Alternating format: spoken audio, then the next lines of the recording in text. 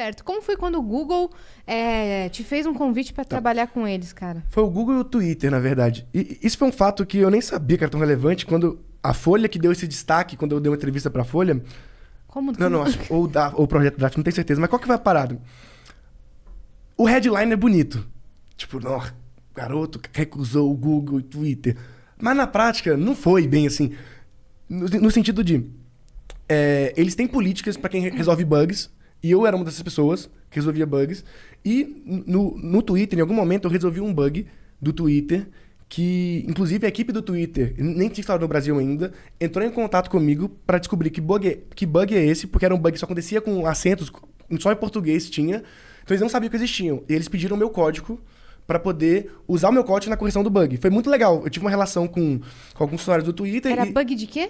Cara, era um bug que, tipo, quando você tinha acentuação, os arrobas e as hashtags ficavam deslinkadas e perdiam os links. Aí eu criei uma extensão para corrigir. Verdade!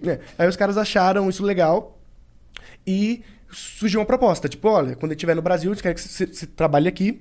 E o Google tinha sido um pouco antes, por causa dessa época de bugs também. Mas os headhunters sempre procuram talentos. E eu só não continuei. Não é que eu falei, não quero. Eu só...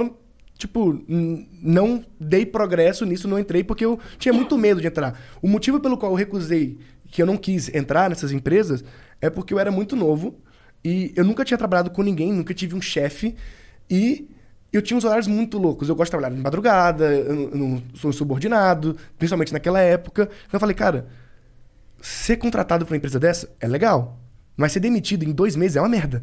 Então eu tinha muito medo de ser demitido, essa é real, porque eu falei, cara... E eu não achava que eu era tão bom assim. Eu tinha muita, sei lá, síndrome do impostor. Eu falei, cara, meus códigos não são tão bons assim, não são tão bom programador. Quando eles me contratarem, eles vão descobrir isso. Sou muito novo.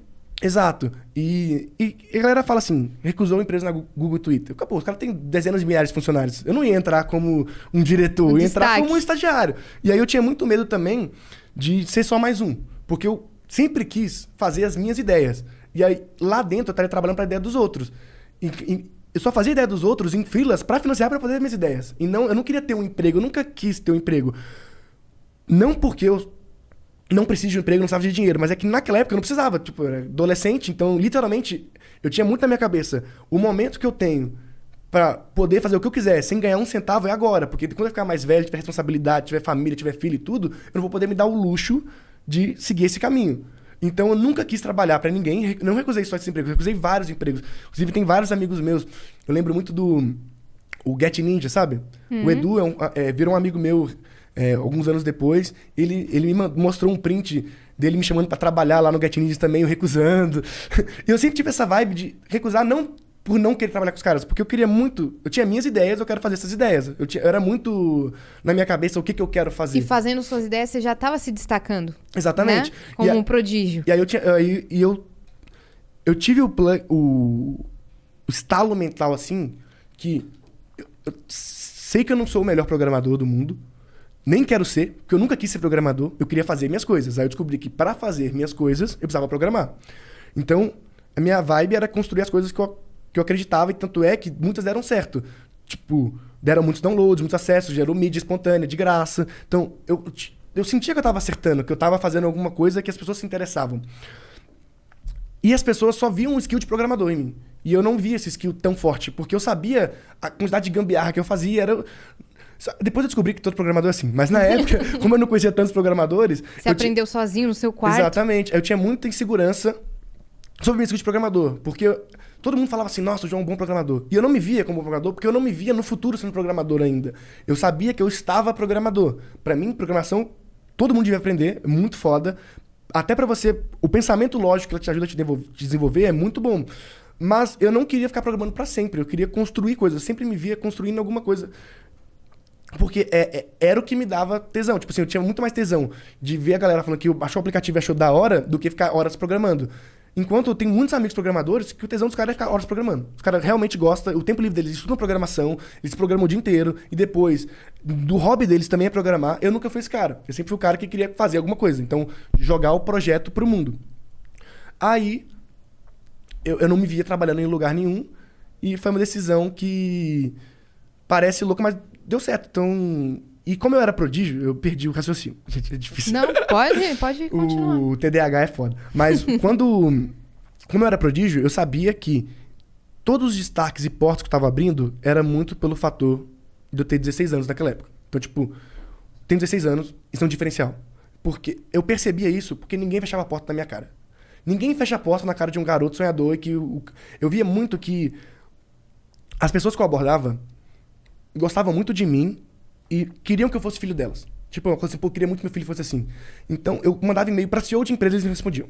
Tipo, eu consegui falar com o Jorge Paulo Lema, sabe? Mandando um e-mail. Caramba. Você pegava no afetivo, né? Mas não era... Hoje eu tenho essa visão, mas na época não era tão claro assim, mas eu sabia que era um diferencial pra eu ser jovem, porque quando eu conto minha história, pô, sou jovem, sou programador, tô criando uma parada, todo mundo fala assim, pô, legal, me dá um tempo pra... Por mais que não saísse nada, eu conseguia marcar uma reunião. Atenção. E eu achava que todo mundo conseguia. Né? Aí depois eu fui percebendo que não, as pessoas, não é tão fácil assim falar com tantos CEOs, tantas pessoas. E eu falei, cara, eu preciso usar isso, porque quando eu tiver... Tipo, 25 anos, que é a idade que eu tenho hoje, eu não vou ter um diferencial mais por ser jovem, porque eu sou só mais um profissional. E aí, eu tive uma conversa com a minha mãe. Minha mãe é professora de português e é pastora também. Muito louco. E eu falei, mãe, eu vou largar a escola. Quando eu mudei pra São Paulo, eu larguei a escola. Isso eu não sabia. Eu nunca completei o ensino médio. Pouca gente sabe. Algumas pessoas sabem, mas... Por que eu não completei o ensino médio? Porque eu falei, mãe, eu tenho esse ano e o próximo de oportunidades que nunca mais vão ter. Porque eu não vou ter 16 anos pra sempre. Se tudo der errado, eu posso voltar, ir pra escola, perdi 2 anos, então, tipo, vou me formar 2 anos mais tarde, tá tudo certo, vou virar estagiário, tá tudo bem. Se der certo, é a oportunidade única, que eu nunca mais vou ter. Então, era muito claro pra mim que ser um prodígio era uma... que eu podia passar, ou podia ser algo que eu podia construir alguma coisa. E aí minha mãe, sei lá como, louca, aceitou. Eu já era emancipado, mas ela sempre apoiou nesse sentido. E é isso. E aí foi isso. Caraca, moleque. Mas é que você falou, tem certas oportunidades que não voltam. Sim. Você tem que ir... É o timing. Muitas das coisas que eu dei certo foi... Claro que hoje eu reconheço que eu sou um ótimo profissional, sou muito bom no que eu faço, mas o timing ajuda muito. Uhum. Tipo, a coisa certa no time errado não dá tão certo. Não, ou às vezes não dá certo. Mas uma coisa não tão boa no time certo funciona. Isso...